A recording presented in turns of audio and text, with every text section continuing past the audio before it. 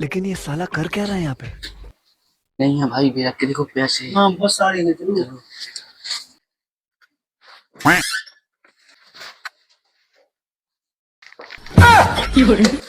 रुक जा भाई, बाद में हम बाहर बांट लेंगे पैसे।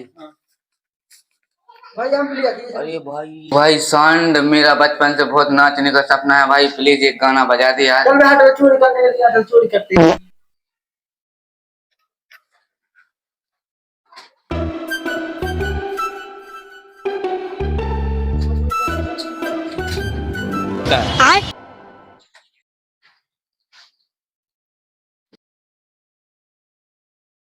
नाही शरम काम कइनी कुकरम कहनी दुनु हाथ फेरा दुनु बम पर बैठल रही के रात के हम दुनु हाथ फेरा दुनु बम पर